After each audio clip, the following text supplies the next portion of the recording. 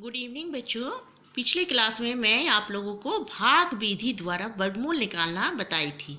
आज मैं बताऊंगी कि किसी भी संख्या में, मान लीजिए कोई भी संख्या ले लीजिएगा, जैसे यहाँ पर 1989 है, ठीक है। कोई भी संख्या आप ले लीजिएगा। किसी भी संख्या में न्यूनतम कितनी घटाई जाए कि वह एक पूर्ण वर्ग संख्या प्राप्त हो जाए तथा इस प्रकार प्राप्त पूर्ण वर्ग संख्या का वर्गमूल भी ज्ञात करना है, ठीक है। तो उदाहरण के तौर पर हम लोग एक संख्या ले लिए हैं, जैसे 1989। तो इसका पहले हम लोग वर्गमूल निकालेंगे।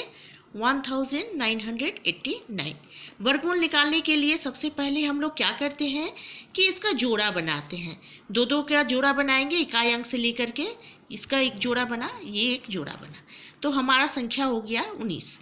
तो 19 को भागा देंगे, कितना से भागा दे सकते हैं? 2 दूना 4, 3 तिया 9, 4 चौके 16, 5 पचे 25। 5 का टेबल में लेते हैं तो अधिक हो जाता है, 4 का टेबल में लेते हैं, 4 चौके 16, ठीक है। अब इसमें बचा कितना? 3।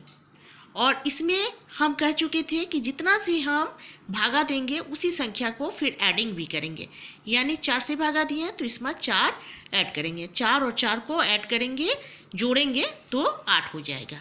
अब हम जैसे भागा में करते हैं, दूसरे संख्या को उतारेंगे, यहाँ पर 89 पूरे जोड़े को ही उतारेंगे। अब यहाँ पर इतना ही अंक लिखेंगे, वहाँ पर भी इतना ही अंक लिखेंगे, फिर उसको गुना करेंगे। 1 का टेबल में देंगे तो नहीं जाएगा, कम हो जाएगा बहुत। 2 का टेबल, यहाँ पर भी 2 बैठाएंगे, यहाँ पर भी 2 बैठाएंगे, कम हो जाएगा। 4 का टेबल में करते हैं, 4 का टेबल में करके देखते हैं, 4 चौके 16 का 6, हाथ में बचा 1, 8 चौके 32 और 1 33, ठीक है। अब इसमें से घटाते हैं, कितना आएगा हमारा? 9 में से 6 गया 3, 8 में से 3 गया 5, अब 3 में से 3 गया 0। तो हमारा ये भाग शेष रह गया 53, यानी कि 53, इस संख्या से 53 अगर घटा देते हैं तो हमारा कोई भाग शेष नहीं रहेगा, पूरा पूरी भाग जाएगा, तो हमारा ये वर्गमूल निकल जाएगा। तो हम लोग 1989 में से 53 को घटा देंगे तो हमारा बचेगा, कितना संख्या बचेगा? 6 3 1 9, माने 1936। तो 1936 जो है ये एक पूर्ण वर्ग संख्या है, इसलिए 1936 एक पूर्ण वर्ग संख्या होगी, ठीक है। और ये पूर्ण वर्ग संख्या का 1936 का वर्गमूल कितना निकला है आपका? 44, यानी कि इसका वर्गमूल जो है 44। तो आंसर आपका क्या होगा? 1989 में 53 घटाने पर पूर्ण वर्ग संख्या 1936 होगी,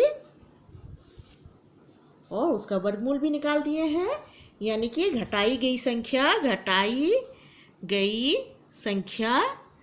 कितना हो गया आपका?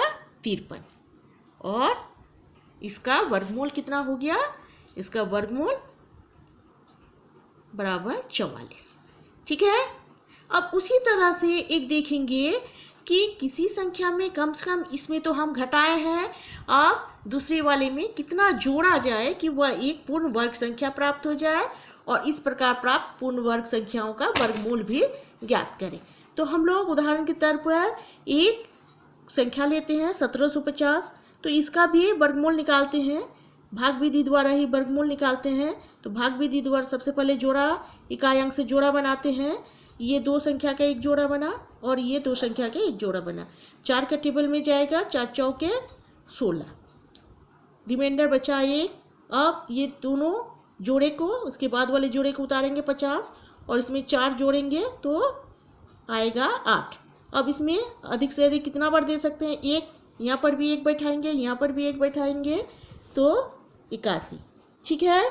अब इसका घटाएंगे, घटाने पर कितना आएगा? 9 और 6, इतना आपका भागशेष रह गया। अब इसमें कितना जोड़ेंगे कि इसमें ये जो है, ये संख्या जो है, ये संख्या में कितना जोड़ेंगे कि आपका ये एक पूर्ण वर्ग संख्या होगा। तो अब देखिए, इतना में 41, इसका वर्गमूल अगर 41 निकलता है, भागशेष आपका इतना बचता है। तो हम लोग 42 का इसके बाद वाला, जस्ट इसके बाद वाला संख्या 41 के बाद क्या होता है, 42 का वर्ग करके दिख लेंगे, यानी कि 42 गुना 42 कितना होता है, 42 को 42 से गुना करोगे तो 1764, यानी कि 1764 अगर आता है तो ये 42 हो जाएगा। तो यहाँ पर कोई भागशेष आपका नहीं रहेगा, यानी कि 1764 लाने के लिए 1750 में कितना जोड़ना पड़ेगा, मैंने जोड़ी गई